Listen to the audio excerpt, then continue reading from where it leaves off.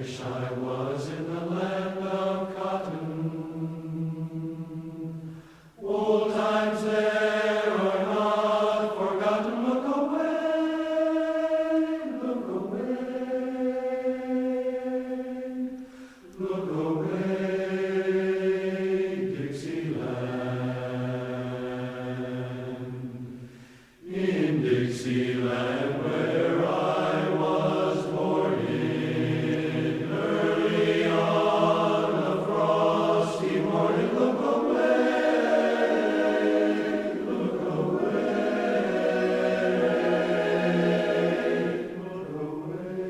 look away, Dixieland.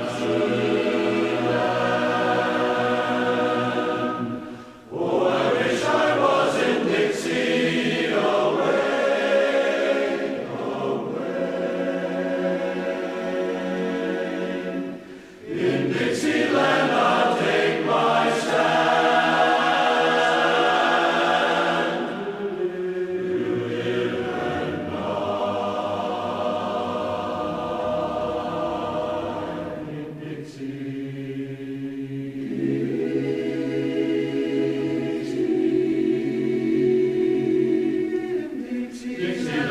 where I was born in.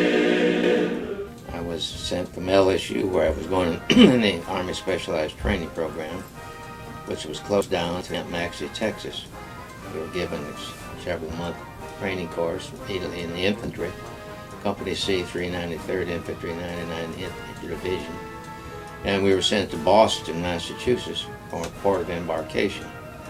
We were sent to England, and all we did over there sometime in the spring of '43, we marched and drilled in the rain, and then eventually we were, after the landing on VE Day, we were sent in at Le Havre, France, and the Germans were retreating at that time, so they put us on trucks and hauled us clear back into Belgium. So by the time we came into the Thanksgiving area, we were built up on a line on the side of Belgium facing the German pillboxes in the German line across from the International Highway. And the Thanksgiving Day, I was on a patrol, and that was when I received my combat infantry badge, which was something new that they didn't have many of them issued at that time. And then on December the 15th, on our left flank, the 395th Regiment was attacking the German pillboxes. And we were under orders to fire our guns periodically to make the Germans think that we were going to also be attacking on our front. Of course, it ended up being real nice to them. We had no idea we were firing into the whole German army, and that they were sitting over there watching every one of our muzzle fires, so they knew exactly where we were located. And I'd say about 2 o'clock that morning, all hell broke loose as far as 88s, flaming Mamies, screaming Mamies. And on the hill in front of us, in the killing field, we could see just solid Germans coming down, attacking our line. We were built up on a company, probably a mile in length, what was supposed to be a dead area. And there were so many Germans you didn't even have to aim. You just pointed your gun down the range, and you'd probably get 3 of them in every shot you fired. At that time, I was a BAR man, and I drew an awful lot of extra fire. My carrier on my left, a boy named Tony Masher from New York, got immediately hit and killed. The other guy on my right, I don't know whatever happened to him. And the squad leader, he got killed, and the assistant squad leader got killed. Probably the only thing that saved my life is I didn't follow the SOP and build a log cabin over my foxhole. I made my top of my roof of my foxhole, even with the top of my foxhole, and I put a step in it so that they could not find me in the early hours of December 16th. Like they found the other fellows, and they used grenade launchers and all to silence them and kill them. By about 7 o'clock that morning, there wasn't anybody around. Everybody was dead except me and in my whole squad area. And I could see Germans way down on the left, and all of a sudden to my front, I see this young German soldier come over the hill, and he had a Red Cross mark on his helmet and had it on his sleeve. And he seemed to be feeling the German soldiers on the hillside to see if any of them were alive or dead. And he kept coming, and I was faced with the proposition. I said, now if I kill a damn medic, all I'm going to do is have the whole German army on me. So I keep watching the guy, and I got him in my sights. And he ends up, he apparently had a premonition that I was there. And he come walking right up to my foxhole. And he said, Hans, hold. And I could see these other guys were running toward me at that time, so I put my hands up, and he helped me out of the foxhole. By the time he could count 10, I must have had a whole squad of German infantry around me. And of course they had all the machine guns and the pistols on me. And took me as a prisoner, and they had all my gear that they took off of me. And we marched up the path there in the mountain to our right, where they had the company CP, and there they'd already captured the lieutenant, the platoon command leader, and the sergeant. And the sergeant's name was Harry S. Oneida. And he and I had very seldom got along with anything.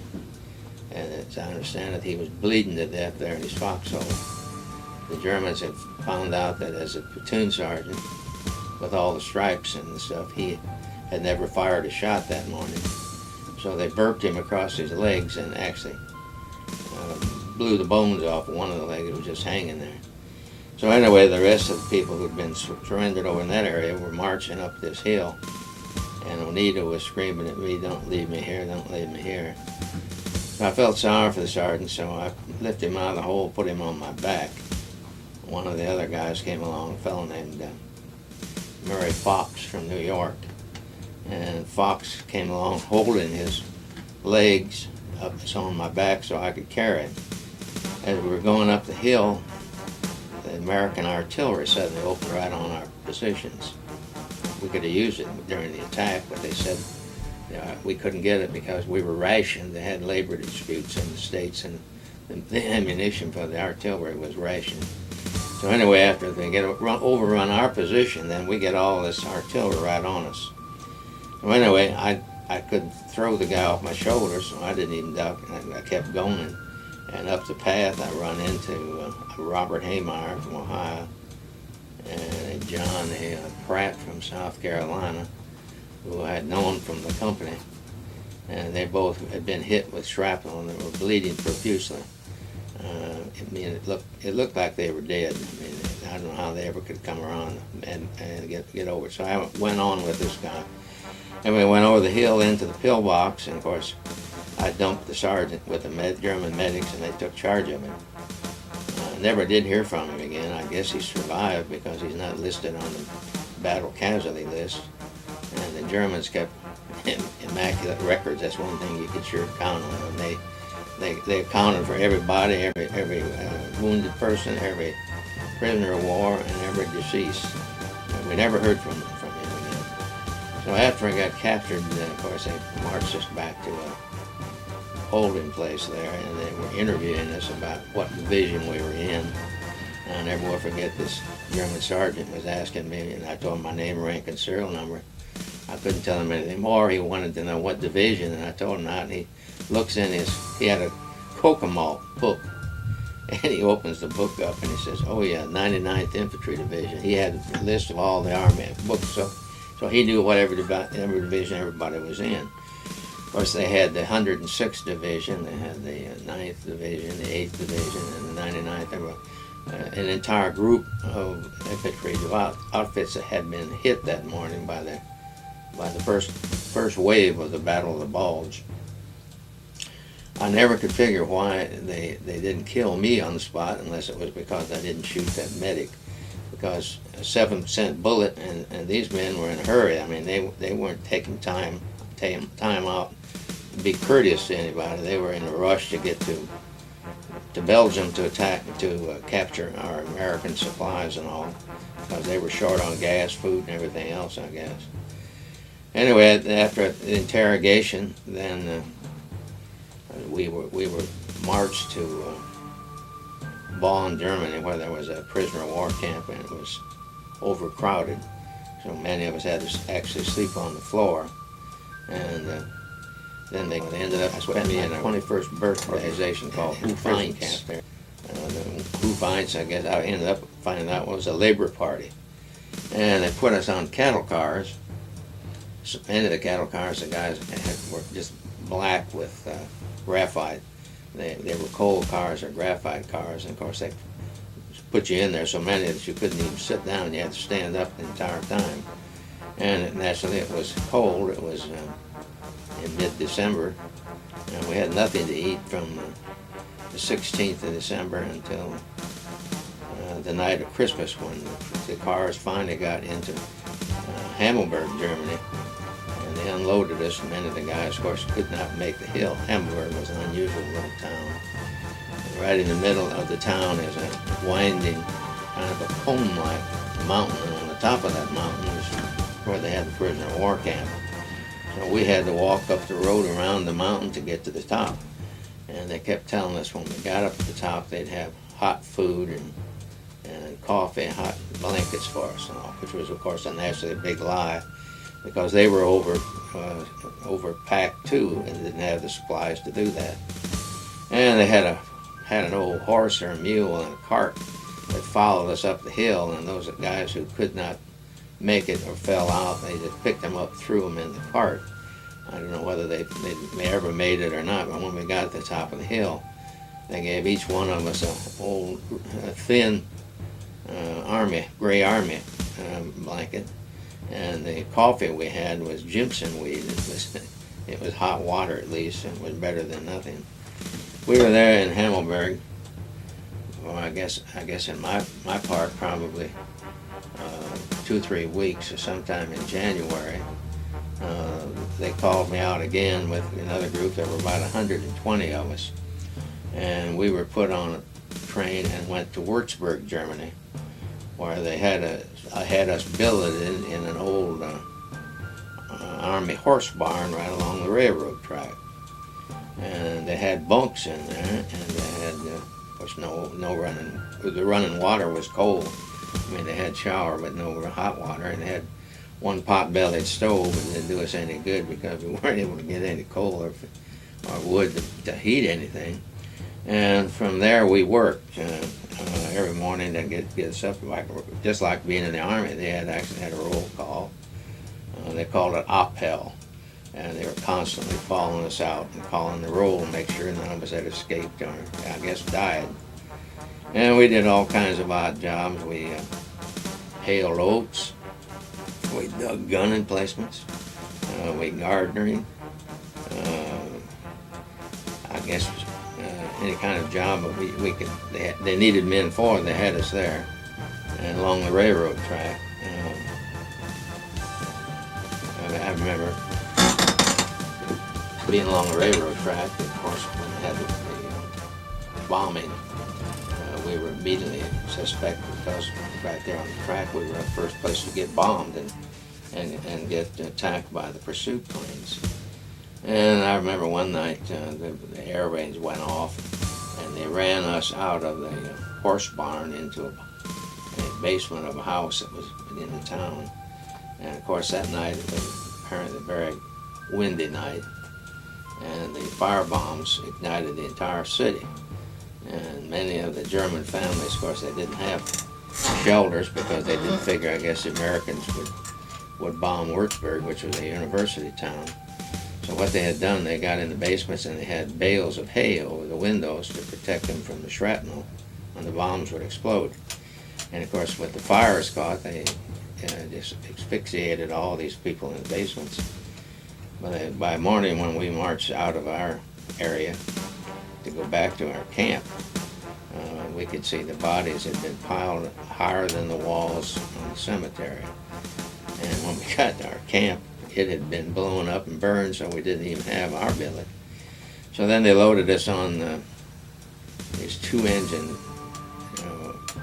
trucks. They powered with charcoal and wood pulp, and pulled us on a wagon, and we went across the Alt Bridge over the Main River to an area called Cell, Z-E-L-L, Sill or Cell, Germany, where they had four great big buildings of some kind, like warehouses, I guess. The walls must have been 3 feet thick on those warehouses, and they had them filled with all kinds of food and supplies for the army. And they had billeted us then in one of these basements at the Cell area. In fact, I was back with my wife in 1970, and no matter what artillery and bombs they dropped on those things, they were still there, still being used, I guess. But we were there until April, I would say the last of March, really. And the American forces were advancing. We could hear the bombs falling in Würzburg, and we could hear the artillery. We knew it wouldn't be long, we thought. So then the Germans pulled us out of there, and they started marching. We were going back to Nuremberg. And on the way, we got to Ebrach, Germany. One of the other prisoners, who was my bunkmate, died just, I guess, February of this year. We had gotten out on top of the hill, and we were seeing the American tank column coming down the road into Würzburg. But we were on the opposite side of the river, and there wasn't any way we could warn them that after bombing Würzburg, they had just turned it into a fortified city. It was loaded with tanks and infantry hiding, just waiting on the American troops. When they got to the bridge, of course, the tanks on the bridge, they blew the bridge, and at least 3 or 4 of the tanks, American tanks, fell in the river there. But anyway, they were marching us back, and we got to a little town called Ebrach. I don't know how you spell it, E-B-R-A-C-H, something like that. And they put us up. We'd march all night because you could not march in the daytime. The American planes were strafing everything that moved, and they were bombing everybody, so we would march all night and stop in the daytime. And we pulled into this little town, and they put us in this barn, and it had 3 floors filled with hay. Well, it didn't take Peck and I long to figure out we can get in that 3rd mile, and we burrow in the hay. So we burrowed in the hay, and the next evening when they pulled the troops out to march them, they were calling the appel or the roll call, and there were 7 names that didn't mention. So finally, sergeant sent guards with pitchforks to try to see if we were hiding in the hay, and they finally he just gave up, and we could hear him marching them on out back toward Nuremberg. So then we knew that there had to be, other than Peck and I, hiding there in the hay mounds. And eventually we found out that there were a total of 7 Americans who were there and had escaped on April the 1st of 44. Well, we sat there and wondered how we were going to avoid it, because the barn looked down on a valley. And in the valley, of course, would have been where the Americans would come, and we were in a perfect location for an artillery observer. And we were a perfect place to be blown off the damn map by an American tanker or artillery who was trying to take care of artillery observers. So on the 13th, that was 13 days later, we were sitting there, and we could hear the American tanks coming into this little town down in the valley. And we were hoping they were coming on up, but they decided to stop for the night. And there we could see them posting the guards and all, and we were up on top of the hill. So we decided what we'd do. We had to make an entrance, because every night we were afraid of the infiltration because of all the captured people, the prisoners who were working, and also the Germans who were AWOL, the German army people who were deserting the troops themselves. And we were always afraid to run into them, because many of them were still armed. We didn't have any arms. So we decided what we'd do. We'd crawl down the road into that little town in the ditch. And when we got close enough to the American sentry, we captured him. We jumped up and took his gun away from him and held him. We told him, we're prisoners, we aren't going to hurt you. In the town, they could hear the ruckus out there, and they hollered out, if you got our man and he's hurt, you're going to be dead. We said, well, we tried to tell them we're Americans. They said, come on in and surrender if we aren't going to hurt you then. So we marched into the town and gave them back their guard, and they put us in the town hall there and put us under guard. And then they had a sergeant from Fort Wayne, Indiana, which is 60 miles down the road from where I'd gone to school. We used to play them in athletics and all. There was no way I could convince him that we were American prisoners of war. We had on French uniforms, and we had German dog tags. But I could not convince him that I was from Indiana and I was an American soldier, because, of course, they'd had so many German soldiers who were actually speak English as good as any American could, and they were afraid we were infiltrators. So he radioed back to his battalion and division commander and said that we were an advance guard of the German army and they were going to be attacking. So by morning they must have had a regiment of infantry at that town.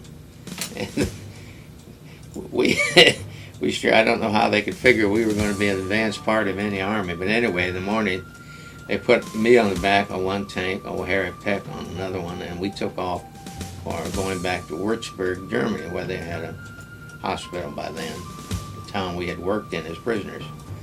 And from Würzburg, I was flown by airplane to Nancy, France, and put in a cell as a suspect German with Russian guards dressed in American uniforms with blue helmets over me. And at that time, there probably were 10, 15 of us in this compound. And in the meantime, of course, the FBI, one of their investigators, took my fingerprints and interviewed me about who my family was and how I would get a hold of them and all that. And apparently they did, because by the time I got to England in the hospital, a lieutenant came in, this hospital ward we were in for prisoners of war, and called me out and welcomed me back to the American Army. I told him I had known all along I'd been in it. It wasn't anything new to me. And he gave me a Purple Heart and a welcome handshake and a salute. And I was back in the American Army. I got a I guess they call them AAA pass, and went to Prestwick, Scotland. And they put me on an airplane with walking wounded. And I was flown back to New York in a matter of about 5 hours.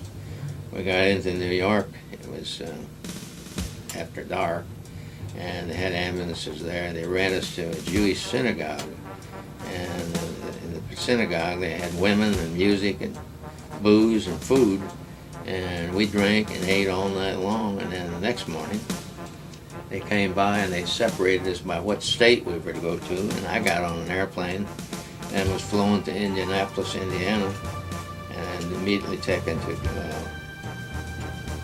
Buildings General Hospital, which was Fort Benjamin Harrison in Indianapolis. They gave me a cursory physical examination, gave me a 90-day furlough. I got so anxious to get home, I didn't even wait to get a bus ticket or a train. I hitchhiked, and I was home before dark that night.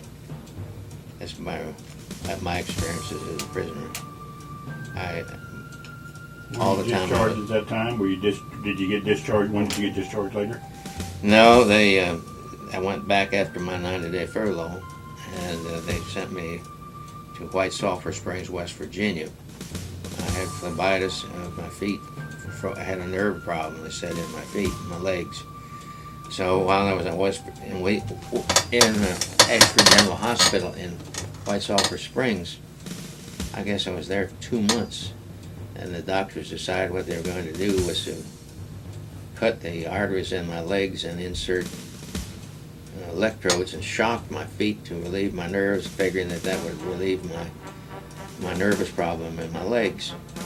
Well, this doctor came in one afternoon and was telling me how they were going to do this and what they were going to do to me and what my reaction would be, and how I'd be knocked out and gradually come back conscious. And he said, did I have any questions? And I said, yes. I said, what time are you coming to get me? And he said, about 5 o'clock in the morning. Why? And I said, well, at 4:30 I'm going over the hill. So he got mad that I wouldn't sign the consent papers, and they called me out and gave me a civilian disability discharge, a new pair of Oxfords, and kicked me out of the Army.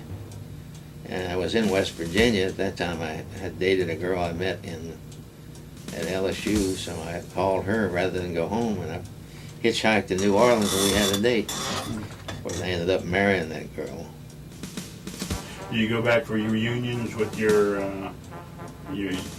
pretty Yes. regularly, or? Except for 2001 and 2, when my wife was so ill. I didn't go for the reunion, but I've gone to every other reunion we've had.